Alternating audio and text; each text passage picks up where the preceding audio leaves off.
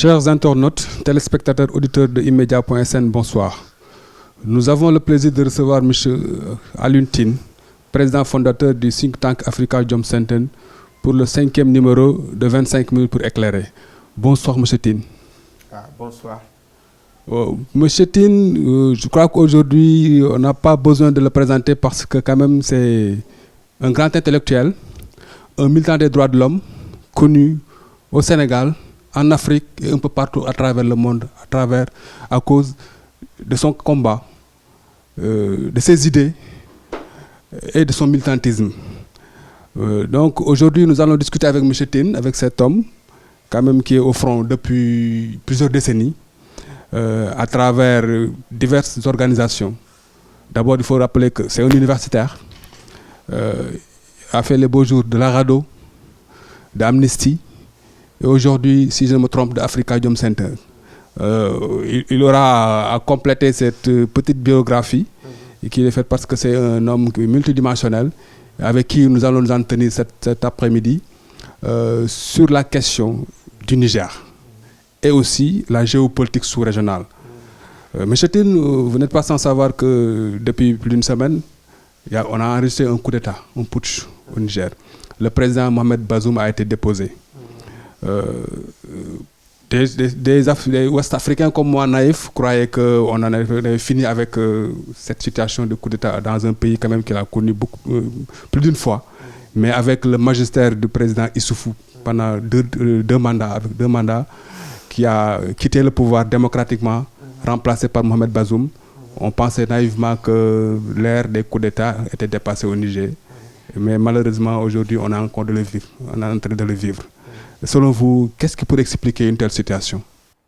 Écoutez, la question des crises au Niger, au Burkina Faso, parce que ça se ressemble aussi dans les pays où l'on a des coups d'État militaires, en Guinée et au Mali.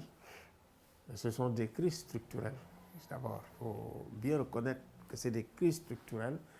Ces pays, ce sont des pays qui ont connu des coups d'État militaires, qui ont connu des régimes militaires, plusieurs régimes militaires, et où pratiquement le régime militaire est la norme et le régime civil l'exception. Et bon, au Niger, on a connu Séni Kountché, on a connu aussi Balemain Nassara, Wanké, Salou Djibo. Et quand on regarde aussi après Tangian, on s'était dit, mais c'est très bien, on était dans une nouvelle ère aussi. C'était en 2008-2009 ce qu'on appelle la Tazarché. Et bon, après la Tazarché, nous-mêmes, nous avons participé pratiquement à l'élaboration d'une nouvelle constitution, de nouvelles institutions qui marchaient très bien. Et une bonne, comme on dit, il faut bien le reconnaître, hein, la transition de Salou Djibo était exemplaire. Voilà. Et puis, bon, Issoufou est arrivé. Voilà. Et on ne l'a pas remarqué ou ça n'a pas semblé attirer beaucoup d'attention, mais quand même, le règne d'Issoufou, vous savez, l'opposition était criminalisée. Il faut bien le reconnaître, hein, Amadou. Il faut le reconnaître, il a participé aux élections étant en prison. Et puis, la dernière élection, il n'y a pas participé, il était exilé. Et quand même, c'est un poids lourd de la vie politique au Niger. Bon, je pense que Bazoum, il est bien. On le connaît très bien ici, surtout nous les Dakarois, parce qu'il était à la faculté de lettres de Dakar, département de philo. Il faut dire que c'est un boy Dakar. Et puis, bon, c'est quelqu'un vraiment sur le plan de la réflexion, sur le plan de la vision, sur le plan aussi de la rectitude. C'est quelqu'un qui commençait à être apprécié des Nigériens. Voilà. Maintenant, j'ai l'impression qu'il a eu un héritage piégé, un héritage pratiquement, j'ai dit, bon, un peu pourri. Le fait, effectivement, que le président ait respecté les deux mandats, ça a masqué, dissimulé tout le reste, tout ce qu'il y avait derrière. Or, bon, les Nigériens le savent, ils l'ont dit, c'était un président qui est parti, mais il avait un pied dedans et un pied dehors. Et il me semble en réalité que le fait de ne pas avoir désactivé toutes les bombes, bon, le Niger a été encore rattrapé par l'histoire. C'est ça qui est arrivé. Et c'est arrivé au mauvais moment. C'est arrivé vraiment au mauvais moment, au moment où nous traversons une crise complexe au niveau du Sahel. Crise d'abord politique, crise géopolitique, parce qu'effectivement, nous avons un affrontement quand même de puissances impériales au Sahel, Russie, France, crise, il faut dire aussi du post-colonialisme, hein, de la France-Afrique, ça, il faut le reconnaître avec les jeunes qui sont arrivés. Mais bon, derrière ces crises aussi, il y a la crise de la démocratie, la crise de l'état de droit, la crise de la gouvernance, la corruption gangrène quand même tout le paysage politique de l'Afrique de l'Ouest, et la crise sécuritaire. Toutes ces crises se tiennent. Donc, et dans des pays où ces crises sont structurelles. Et ces crises sont structurelles à l'intérieur, si vous voulez, de l'Afrique francophone, de l'Afrique de l'Ouest francophone. Partout en Afrique de l'Ouest francophone, on observe une espèce de déclin de la démocratie, de déclin de l'état de droit, de déclin, si vous voulez, aussi des droits humains. Et bien sûr aussi, crise sécuritaire qui n'arrête de se détériorer. Et ce qui est grave, c'est que face à ces crises, toutes ces crises, hein, crise de la démocratie, crise de la sécurité, crise des droits humains, il y a eu l'impuissance des puissances régionales. Que ce soit l'Union africaine, au Mali, ils n'ont pas pu faire grand-chose. Que ce soit la CEDEAO, depuis 2013, ils n'ont pas pu faire grand-chose. Que ce soit la France, avec Barkhane, ça n'a pas arrêté la détérioration de la situation de la sécurité au Mali. Que ce soit les Nations Unies, avec la MINUSMA, nous l'avons dit, ce sont des chefs d'État souvent qui se succèdent pour dire que le mandat de la MINUSMA n'est pas adapté. Maintenant, aujourd'hui, nous avons aussi des militaires, je dirais même des dictatures militaires. Et une fois qu'ils arrivent, bon, ils sont soutenus par la Russie. Et ils engagent aussi, si vous voulez, ils ont des alliances sécuritaires avec, si vous voulez, Wagner. Tout cela, ça crée énormément de problèmes au sein de la CEDEAO. Difficile à gérer. Il faut bien dire une chose, hein, la CEDEAO, la gestion de la CEDEAO par Ouattara et par Brou a été catastrophique. Et l'ingérence également des décisions, dans les décisions de la CEDEAO, du président français Macron, n'a pas arrangé les choses au Mali. Tout ça, c'est un véritable melting pot qui fait qu'il faut repenser la géopolitique de la CEDEAO. Nous, les Africains, nous n'avons pas de géopolitique. Nous subissons la géopolitique des autres, France-Afrique, Asie-Afrique, Chine-Afrique, Amérique-Afrique, Russie-Afrique. Maintenant, il faut que les Africains aussi tissent leur propre géopolitique pour résister à toutes ces influences extérieures qui sont là d'abord pour les intérêts de leur propre pays, de leur propre continent, etc. Selon vous maintenant, en appréciant cette situation-là, de crise multiple et aussi de problèmes d'appréciation du contexte géopolitique, selon vous, vous l'avez si bien dit, la crise au Niger est venue s'ajouter au régime militaire au Mali, au Burkina, en Guinée, que la CEDEAO peine encore à gérer. Parce que vous avez tantôt évoqué le cas de la bonne transition avec Djibo, Salou Djibo, mais aujourd'hui avec ces trois cas-là, on n'a pas encore fini de gérer la transition. Qu'est-ce qu'aujourd'hui la CEDEAO pourrait faire, d'abord en appréciant bien à sa juste valeur la situation actuelle de la géopolitique mondiale, avec comme les tous ces régimes-là sont soutenus par la Russie par exemple, face à d'autres puissances occidentales. Selon vous aujourd'hui, quelle approche développer au niveau de la CEDEAO pour gérer ces crises-là et de ne pas peut-être s'enliser dans ce qu'on pourrait considérer comme des bourbiers? Écoutez, une bonne gestion de la CEDEAO, je veux dire une bonne réforme, suppose en réalité qu'il y ait vraiment, comme on dit, on trace si vous voulez, des lignes entre la commission de la CEDEAO, où nous avons souvent des fonctionnaires qui ont été bien choisis au niveau de la commission, qui ont des compétences, qui sont des militants, qui sont bons, et que cette commission ne soit pas tout le temps inféodée au chef d'État et de gouvernement, et la conférence des chefs d'État et de gouvernement. Le fait effectivement qu'il y ait eu un lien trop étroit entre Brou de la Côte d'Ivoire et Alassane Ouattara, et également les liens de Alassane Ouattara et de la France, ça a amené des problèmes à la CEDEAO depuis le Mali, et ça continue. Donc il faut aujourd'hui faire en sorte qu'on ait une CEDEAO où la commission de la CEDEAO, si vous voulez, peut prendre des initiatives. Ne doit pas, dans le cadre de ces initiatives, toujours aller dire au chef d'État qu'est-ce que je dois faire, qu'est-ce que je ne dois pas faire. Alors, ce qui fait que souvent, les chefs d'État, ça fonctionne comme un club, hein, ils n'ont pas été capables, quand il y a eu les problèmes en Guinée, le résultat, après le coup d'État, les gens ne se sentent pas liés. En Guinée, bon, au Mali, c'est pareil. Je pense que là aussi, au niveau de la CEDEAO devrait réexaminer le régime des sanctions. Parce qu'en réalité, les sanctions, quand elles sont prises, ne sont pas réfléchies dans le cadre d'une confusion géopolitique et dans le cadre également aussi d'une confrontation au sein de la CEDEAO entre des puissances impériales.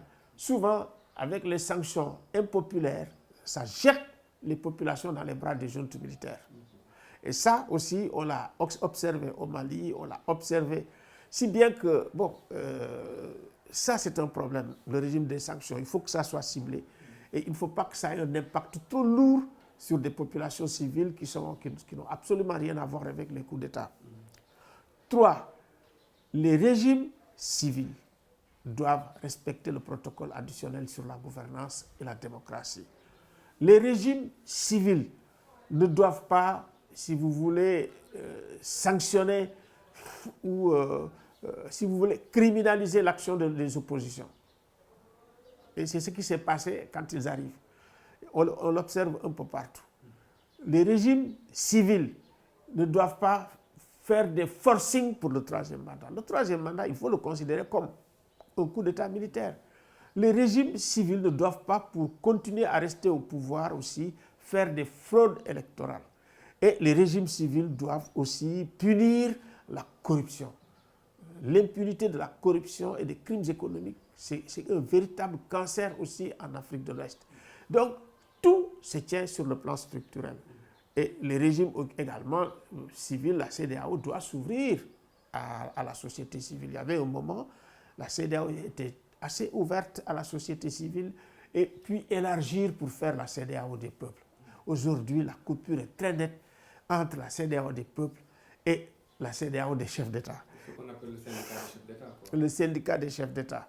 Et puis aussi, il faut le dire, hein, l'effondrement de l'éducation fait qu'aujourd'hui, les gens, vraiment, faute d'une grande réflexion géopolitique sur le terrain, faute d'une formation des gens, faute même de l'absence d'idéologie dans les partis politiques, de l'absence de formation des citoyens dans les partis politiques, vous avez des influences quand même qui viennent de partout. Influence de l'islam qui vient de partout. Il y a une géopolitique de l'islam qu'il faut faire aussi par rapport à la sécurité que nous subissons et par rapport à certains problèmes politiques que nous avons.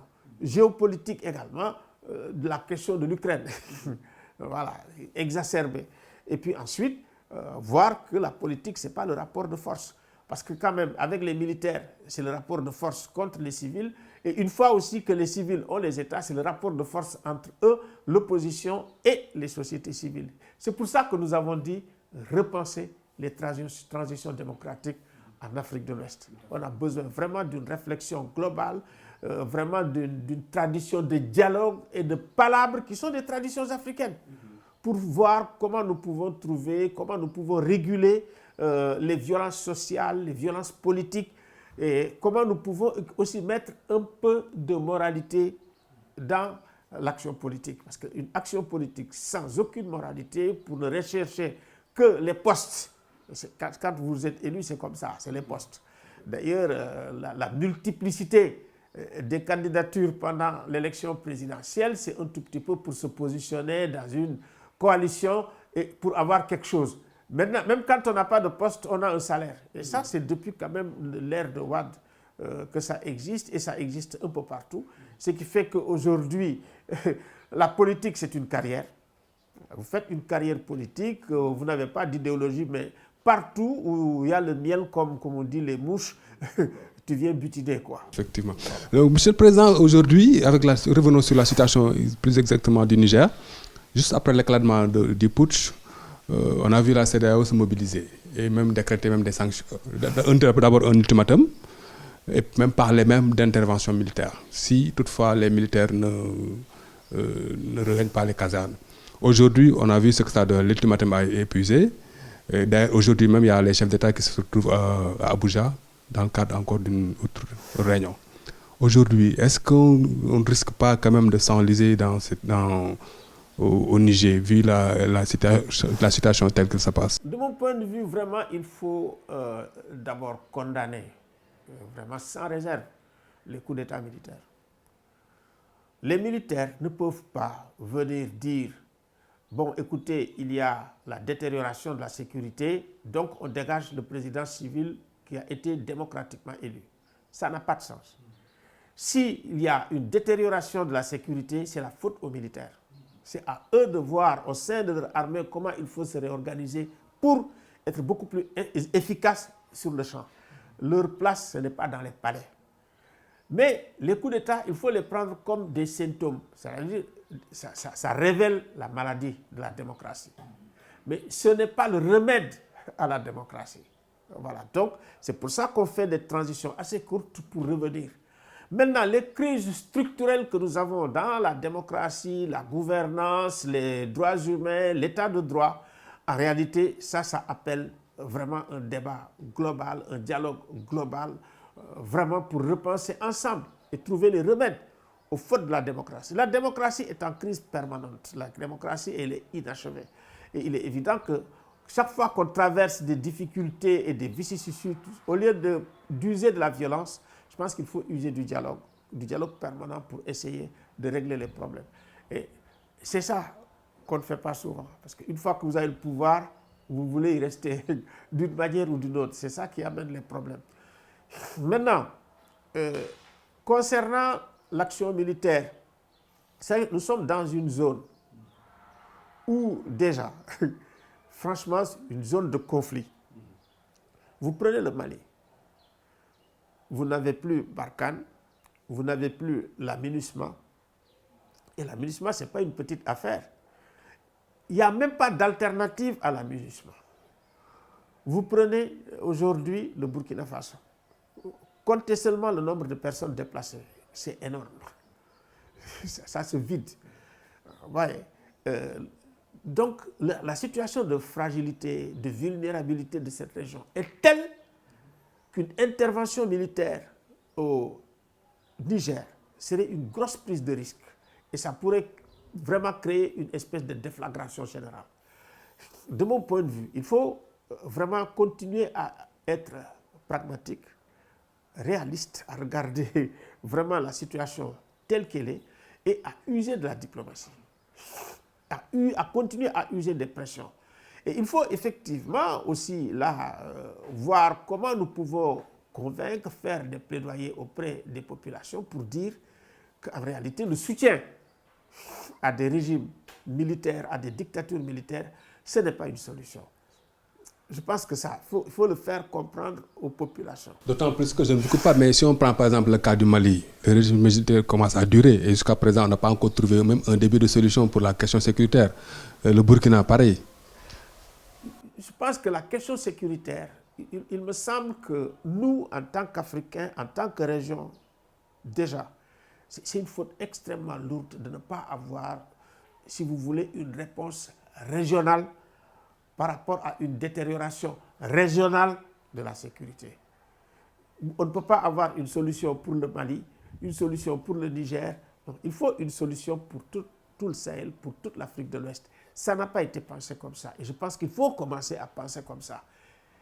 Et puis trouver aussi si vous voulez, des stratégies et des réponses qui soient des réponses africaines. C'est-à-dire qu'il faut déjà mettre sur pied une armée sous-régionale ou CEDEAO ou ouest-africaine. On aurait dû penser à ça. On aurait dû penser à une bonne armée sous-régionale. Il faut le faire dès maintenant. Et penser effectivement à donner, si vous voulez, les moyens qu'on donnerait, si vous voulez, au casque bleu des Nations Unies, aux Africains, avec un mandat très fort de lutte contre le terrorisme. Et à partir de ce moment-là, avec les moyens que les gens donnent à l'Ukraine, parce qu'on a donné beaucoup de moyens à l'Ukraine, si on donne des moyens à l'Ukraine, si on a une très grande armée africaine, je suis sûr qu'avec les officiers que nous avons dans la sous-région, nous pouvons éradiquer le terrorisme. Sur cette question, la dernière, par exemple, sur l'actualité autour du Niger et de la sous-région, aujourd'hui, comme vous l'avez si bien dit, il y a Barkhane qui est parti, la MINUSMA n'est plus là, la France, partout c'est France dégage, France dégage. Il y a la Russie qui de plus en plus prend pied. Aujourd'hui, comment entrevoyez-vous l'espace sous-régional C'est de repenser une géopolitique régionale africaine, une géopolitique africaine. Franchement, j'estime qu'il faut absolument dépasser les situations où on s'accroche au basket de la France ou au basket de la Russie. Il faut que les Africains, quand je dis les panafricains, les Africains eux-mêmes, pensent aux réponses les plus adéquates par rapport à leur environnement, par rapport à leur culture. Et c'est possible. Nous avons les possibilités, nous avons les matières grises pour pouvoir le faire. Le grand problème que nous avons aujourd'hui, c'est que la politique est en train de bouffer tout. Les chefs d'État ne peuvent pas tout faire. Nos États qui sont faibles, qui sont fragiles, ne peuvent pas tout faire. Il faut associer les populations aux solutions que nous faisons pour les populations. Donc ça c'est très important. Et vraiment, il est temps, il est urgent d'avoir une CEDEAO des peuples. Il est urgent que dans le cadre de cette CEDEAO des peuples, on ait effectivement une réponse structurelle, une réponse appropriée de la crise sécuritaire, mais une réponse régionale, la réponse de la CEDEAO, avec des troupes de la CEDEAO, avec des moyens de la CEDEAO. Et puis, viennent s'ajouter maintenant tout le soutien que la communauté internationale puisse ajouter. Mais que ça soit vraiment un soutien comme volontariste, comme ce que font aujourd'hui la plupart des pays européens pour l'Ukraine. Parce que si on a un vrai soutien, je suis sûr que les Africains peuvent garder leur propre sécurité. Et les Africains doivent aussi discuter entre eux et voir comment il faut répartir les ressources de la façon la plus équitable possible. Je pense que la question des fractures sociales chroniques, les inégalités sociales chroniques que nous vivons, et c'est ça qui crée à la fois et le djihadisme, et l'immigration, et les insurrections. Et il faut trouver les moyens de les soigner. Merci M. Aliou Tine. Nous voilà au terme de notre émission 25 minutes pour éclairer. Chers téléspectateurs, internautes et auditeurs, nous vous donnons rendez-vous dans une semaine avec un 6e numéro de 25 minutes pour éclairer. Nous remercions au passage le service technique avec Gorgui Thiam et au niveau du digital, Souleymane Boub. Merci. Nous vous donnons rendez-vous vendredi prochain, Inch'Allah, pour un 6e numéro de 25 minutes pour éclairer.